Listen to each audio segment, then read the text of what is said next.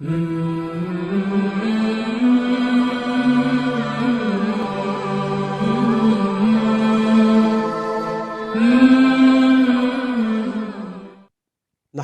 ونصلي على رسوله الكريم اما بعد فاعوذ بالله من الشيطان الرجيم بسم الله الرحمن الرحيم افلا يتدبرون القرآن ولو كان من عند غير الله لوجدوا فيه اختلافا كثيرا۔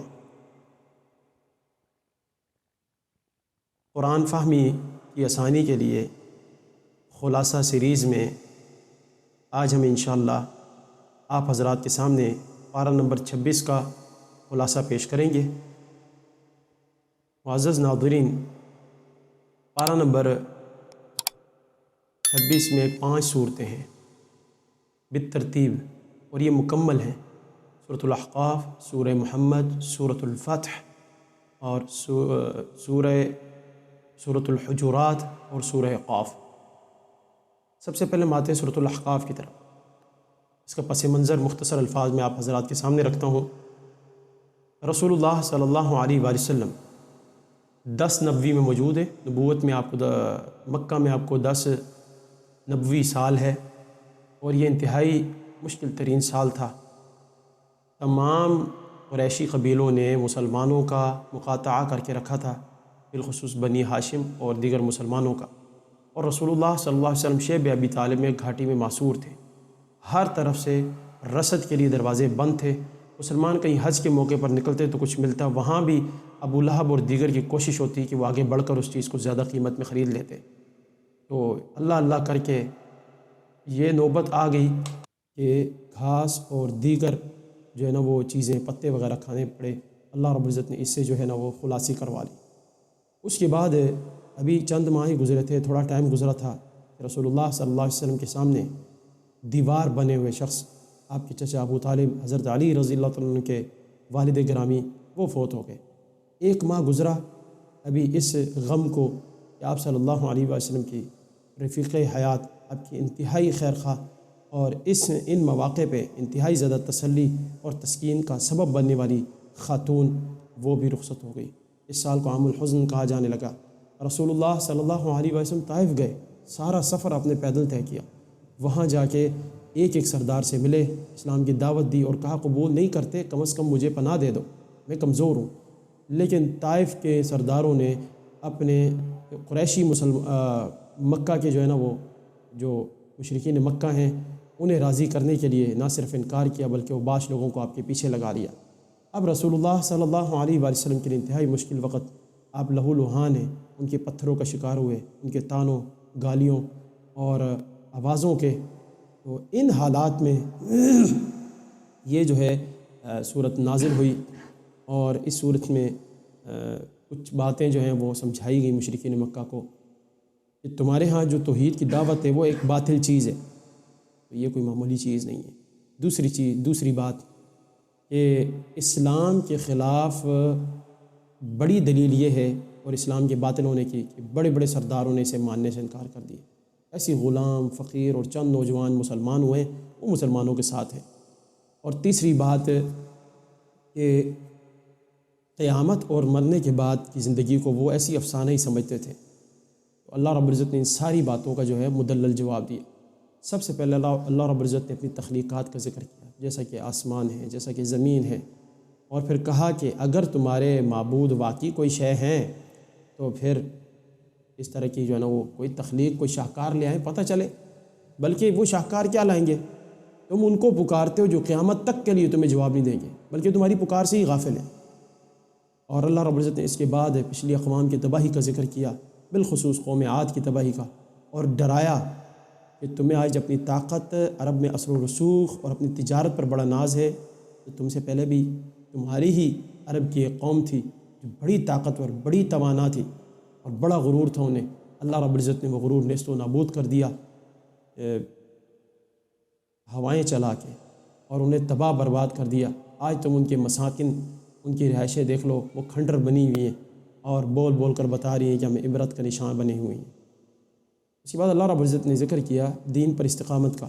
دیکھیں جی، نام کا اسلامی ہونا، یا اسلامی گھر میں پیدا ہو جانا، یہ اسلامی ماحول میں جو ہے نا وہ پروان چڑھنا، یہ کافی نہیں ہے، بلکہ دین پر پورے کا پورا چلنا اور غمی میں خوشی میں ہر حال میں چلنا۔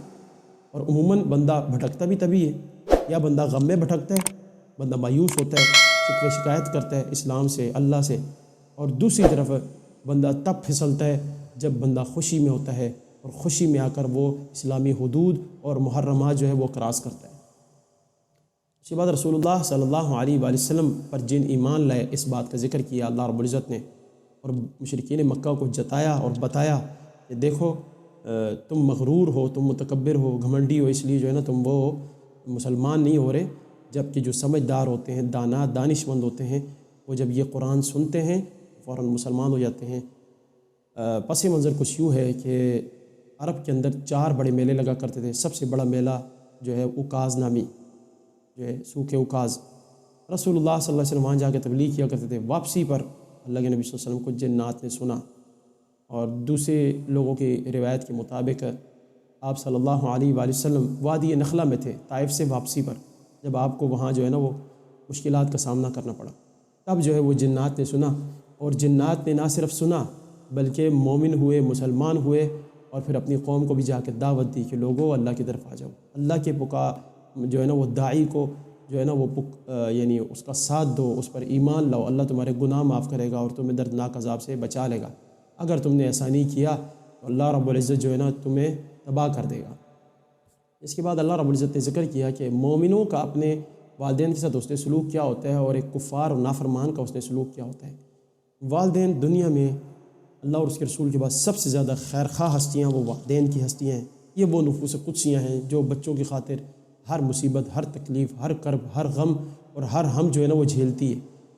تو اللہ رب العزت نے ان کا ذکر کیا کہ کیسے کیسے وہ تکلیف یعنی وہ برداشت کرتی ہے، بالخصوص ماں، اور اس کے بعد جب بچہ بڑا ہوتا ہے نیک بچہ، وہ دعائیں کرتا ہے اپنے لیے، اپنے والدین کے لیے۔ اللہ رب العزت فرماتے ہیں ایسے لوگوں کے ہم جو ہے نا وہ نیکیاں قبول کرتے ہیں اور ہم ان کے گناہ معاف کرتے ہیں۔ اور دوسری طرف وہ شخص جو اپنے والدین کو برا بلا کہتا ہے، دھتکارتا ہے، تانے دیتا ہے، گالیاں دیتا ہے، اور لوگوں کے سامنے بے عزت کرتا ہے اور ان کی عزت کا خیال نہیں رکھتا، اور انہیں اف تف کہتا ہے، تو یہ رویہ ایک مومن کا نہیں ہو سکتا۔ اور آخر میں اللہ رب العزت نے اولو العزم رسولوں کی طرح صبر کرنے کا حکم دیے۔ قرآن مجید میں صبر کا جو عنوان ہے وہ تقریباً 70 بار آیا ہے، مختلف مشتقات، انداز اور طریقوں سے اور اسالیب سے۔ اور رسول اللہ صلی اللہ علیہ وسلم کا صبر دیکھیے کہ طائف سے واپسی پر ایک فرشتہ ہے اور کہنے لگا کہ آپ اگر کہیں تو 2 پہاڑوں کے درمیان انہیں پیس دیں، کچل کے رکھ دیں۔ آپ صلی اللہ علیہ وسلم نے فرمایا نہیں، مجھے امید ہے ان کی آنے والی نسلیں مسلمان ہوں گی۔ اور پھر 9 ہجری کو ایسا ہی ہوا۔ آج آپ جا کے دیکھیں، آج طائف کا جو وہ علاقہ ہے آج اسلامی مرکز بنا ہوا ہے۔ یہ چند دنوں پہلے ایک ویڈیو وائرل ہوئی تھی، اس ویڈیو کے اندر جو ہے نا وہ گونگے بہروں کو قرآن مجید حفظ کروایا جا رہا ہے انگلیوں کے اشارے سے، انگلیوں کے اشارے سے۔ الحمدللہ یہ اسلام کا مرکز بنا ہے، اور رسول اللہ صلی اللہ علیہ وسلم کے صبر کا نتیجہ ہے۔ نبی کریم صلی اللہ علیہ وسلم کو بھی انہی کی طرح یعنی پچھلے رسولوں کی طرح، اولو العزم رسولوں کی طرح صبر کرنے کا حکم دیا گیا ہے۔ دوسرا حصہ جی سورہ محمد صلی اللہ علیہ وآلہ وسلم، اس میں اللہ رب العزت نے سب سے پہلے قتال کا ابتدائی حکم دیا ہے۔ مشرکین مکہ ہجرت کے بعد بھی باز نہیں آتے تھے، کہ ہجرت حبشہ میں بھی انہوں نے پیچھے کیا تھا اور وہاں رسوا کرنے کی کوشش کی تھی حبشہ میں جا کر۔ اللہ رب العزت نے انہیں نیست و نابود کر دیا۔ پھر اللہ رب العزت نے کیا کیا، یہ مسلمانوں کو جہاد کرنے کا حکم دے دیا۔ جب بھی جہاد ہو خوب قتل کرو انہیں، پھر جناب علی ان کو جو ہے نا قید کرو، پھر ان کو جو ایسے احسان کر دو، یہ فدیہ دے کر چھوڑ دو۔ اور ایسا ہی ہوا جنگ بدر میں اللہ رب العزت نے ان کے 70 جو ہے نا وہ مقتول ٹھہرائے، اور 70 جو ہے نا قیدی ہوئے، اور مسلمانوں کے احسان تلے دبے۔ اللہ کی مدد کرنے کا اصول کیا ہے؟ پہلے رکوع میں اللہ رب العزت نے ذکر کیا ہے کہ اگر تم چاہتے ہو کہ اللہ تمہاری مدد کرے تو تم اللہ کی مدد کرو۔ اللہ کی مدد کرنے کا مطلب کیا ہے؟ اس کے دین و اشاعت کے لیے، اس کے دین کی اشاعت کے لیے، غلبے کے لیے پوری کوشش کرو، پروموٹ کرو، اسے ترویج دو، دفاع کرو اس کا۔ اور بالخصوص اس سوشل میڈیا کے دور میں انتہائی زیادہ ضروری ہے، جب لادینیت، بے دینی اور ہر قسم کے فتنے عام ہیں، اور لوگ جو ہے نا اس دلدل میں گرتے جا رہے ہیں، پھنستے جا رہے ہیں، اور اس گڑھے کا شکار ہوتے جا رہے ہیں۔ اللہ رب العزت نے دوسرے رکوع میں جنت کے مناظر ذکر کیے کہ وہ جنت جو متقین کو دی جائے گی، اس کی مثال اللہ دیتا ہے۔ اس میں پانی کی ایسی نہریں ہیں جو کبھی بدبودار نہیں ہو سکتا، اور دودھ کی ایسی نہریں ہیں جن کا کبھی ذائقہ نہیں بدل سکتا، پھٹ نہیں سکتا وہ دودھ، اور جناب علی شراب کی ایسی نہریں ہیں جو پینے والوں کے لیے انتہائی لذیذ ہے، اور انتہائی صاف ستھرے شہد کی بھی نہریں ہیں، اور دیگر نعمتیں بھی ہیں۔ اب مجھے بتاؤ کہ کیا یہ مومن اور وہ شخص جو جہنم میں ہمیشہ رہے گا، یہ دونوں برابر ہو سکتے ہیں؟ نہیں۔ اور اطاعت رسول کا حکم دیا گیا اور بتایا گیا کہ اطاعت رسول سے ہٹ کر بظاہر کتنا ہی نیک عمل ہو وہ قابل قبول نہیں، وہ باطل ہے۔ اور سورت کے آخر میں اللہ رب العزت نے انفاق فی سبیل اللہ میں بخیلی کرنے والوں کو تنبیہ کی ہے کہ اگر تم نے اللہ کے راستے میں خرچ نہ کیا، اللہ تمہیں مٹا کے ان لوگوں کو لائے گا جو اس کے راستے میں خرچ کریں گے، پھر وہ تم جیسے نہیں ہوں۔ تیسرے حصے کی طرف آتے ہیں ناظرین، سورۃ الفتح۔ پس منظر یہ ہے کہ رسول اللہ صلی اللہ علیہ وسلم کو مدینہ کے اندر چھٹا سال تھا، 6 ہجری میں آپ صلی اللہ علیہ وسلم کو خواب آیا کہ میں احرام پہنے عمرہ کر رہا ہوں۔ تو مسلمان پھر 6 ہجری کو چھٹے سال کو نکل گئے عمرہ کرنے، اور سب بیچارے بیت اللہ کی زیارت کو ترسے ہوئے تھے، اور رسول اللہ صلی اللہ علیہ وسلم نے پھر عمرے کا اعلان کیا، اور تقریباً 1400 یا 1500 صحابہ آپ کے ساتھ جانے کے لیے تیار ہو گئے۔ وہاں جو ہے حدیبیہ کے موقع پر مسلمان رک گئے، اور آگے حضرت عثمان غنی رضی اللہ عنہ کو نمائندگی کے طور پر بھیج دیا۔ کسی وجہ سے وہ وہاں دیر ہو گئی ان کو واپسی پہ۔ یہاں مسلمانوں میں مشہور ہو گئی یہ بات کہ حضرت عثمان غنی رضی اللہ عنہ شہید کر دیے گئے۔ رسول اللہ صلی اللہ علیہ وسلم نے فرمایا اگر وہ شہید کر دیے گئے نا تو پھر ہم ان کی خاطر لڑیں گے، ان کا جو ہے نا قصاص لیں گے، خون کا بدلہ لیں گے، بھلے ہمیں جہاں کی بازی ہارنی پڑے۔ اور پھر جب وہاں مکہ والوں کو مسلمانوں کے نظائم کا پتہ چلا تو وہ اس پوزیشن میں نہیں تھے، انہوں نے مذاکرات کو ترجیح دی۔ چنانچہ 10 سال کے لیے جنگ بندی ہوئی، چند شرائط طے ہوئیں۔ کچھ شرائط ایسی تھی جن میں ایسے لگتا تھا جیسے ان کا ہاتھ اوپر ہے مشرکین کا۔ مثلا یہ شرط کہ مکہ سے اگر کوئی بندہ تمہارے پاس آیا تو تم اسے واپس کرو گے، اور اگر مدینہ سے ہمارے پاس آیا مکہ میں ہم اسے واپس نہیں کریں گے۔ مسلمان اس پر قبیدہ خاطر بھی تھے۔ رسول اللہ صلی اللہ علیہ وسلم تسلی دی یہ معاہدہ اللہ کی مرضی سے ہوا ہے، یہ میری مرضی سے نہیں ہوا۔ پھر صحابہ خاموش ہوئے، اور اللہ رب العزت نے وہ نوید سنائی، انا فتحنا لک فتحا مبینا۔ یہ فتح مبین ہے، اور فتح مبین کس طرح یاد رکھیں، دشمن کو جو ہے نا وہ متفق ہونے کا، متحد ہونے کا موقع نہیں ملا۔ ایک سے صلح ہو گیا، اب دوسرا دشمن جو ہے نا وہ کیا ہو گیا، تنہا رہ گیا۔ اور وہ کہاں ہے؟ 7 ہجری میں خیبر جا کر اللہ رب العزت نے اسے تباہ کیا، نبی کریم صلی اللہ علیہ وسلم نے اسے تباہ کیا، اور ان کے خلاف جو ہے نا برسر پیکار ہوئے۔ اور دوسری طرف اس عرصے میں نبی کریم صلی اللہ علیہ وآلہ وسلم نے مختلف ممالک کے بادشاہوں کو دعوتی اسلام کے جو دعوتی خطوط ہیں وہ بھیجے، اور نہ صرف یہ بلکہ 9 ہجری کو جو ہے نا وہ غزوہ حنین لڑی۔ طائف والوں کو جو ہے نا وہ اللہ کے نبی صلی اللہ علیہ وسلم نے جو ہے نا وہ یعنی ان کو شکست دی، اور اس کے بعد اسی سال میں تبوک کے مقام پر روم کی سرحد پر جا دھمکے، اور انہیں بتایا کہ مسلمان کمزور نہیں ہیں۔ یہی وہ فتح مبین ہے جو اللہ رب العزت نے اس صورت کی پہلی آیت میں درج کی۔ پہلے ہی رکوع میں اللہ رب العزت نے رسول اللہ صلی اللہ علیہ وسلم کی عظمت اور مسلمانوں کا آپ کے ساتھ تعلق کیا ہونا چاہیے وہ واضح کیا۔ رسول اللہ صلی اللہ علیہ وسلم کی عظمت یہ ہے کہ اللہ نے آپ کو شاہد، مبشر اور نذیر بنا کر بھیجا ہے، لہٰذا مسلمانوں کا کام ہے کہ وہ اللہ کے نبی صلی اللہ علیہ وسلم پر کما حق کو ایمان لائیں، اور اس کی مدد، نصرت، قوت اور تائید کریں اس کی۔ اور اللہ رب العزت نے ساتھ یہ بھی بتایا کہ ایک مسلمان کی جان کی قیمت کیا ہے۔ آپ اندازہ لگائیں، 1400 صحابہ کرام یا 1500 صحابہ کرام ایک مسلمان کی جان کے لیے لڑنے مرنے کے لیے تیار ہو گئے، اور اللہ رب العزت نے پھر یہ قیمت واضح کی کہ ایک مومن کی جان کتنی قیمتی ہوتی ہے۔ اور اس کے بعد اللہ رب العزت نے صلح حدیبیہ والوں سے، اصحاب بیت رضوان والوں سے راضی ہونے کا اعلان کیا، اور یاد رہے کہ سب سے افضل بدری صحابہ ہیں، اور ان کے بعد یہی بیت رضوان والے صحابہ ہیں۔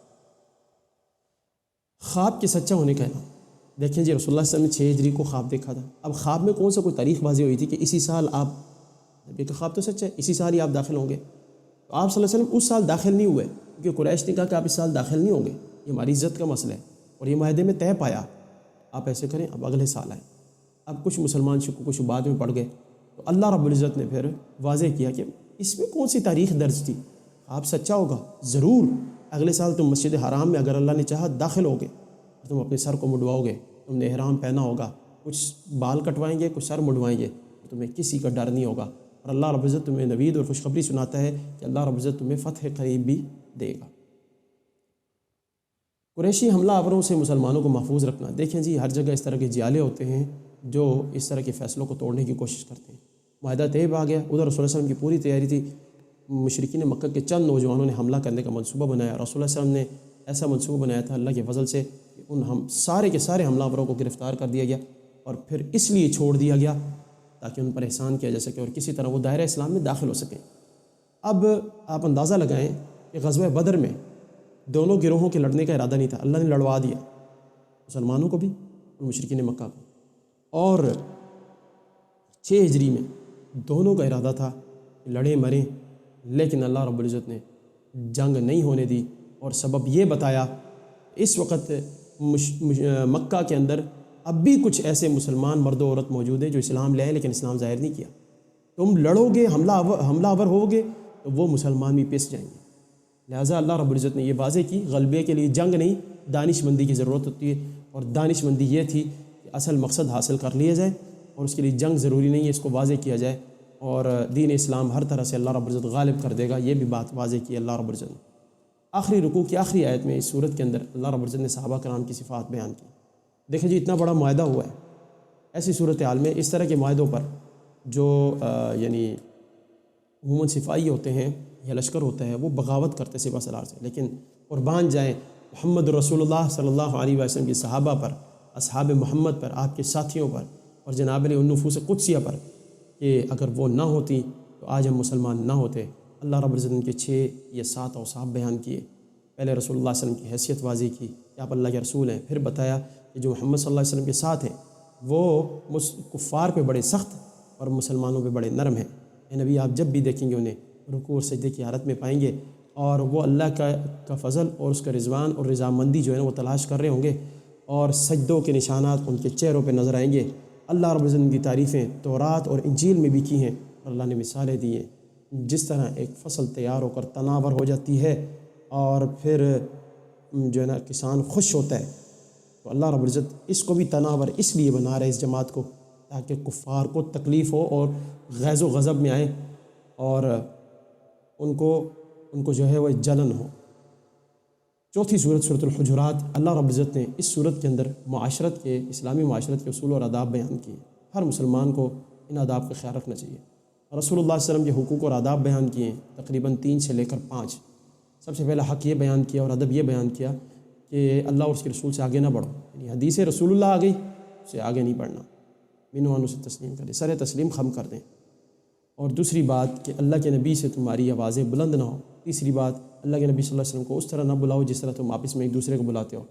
چوتھی بات، جو اللہ کے رسول صلی اللہ علیہ وسلم کے سامنے اپنی آوازیں پس رکھتے ہیں، اللہ رب العزت ان کے لیے اجر عظیم تیار کر رکھا ہے اور ان کے دلوں کو تقویٰ کے لیے جانچ لیا ہے۔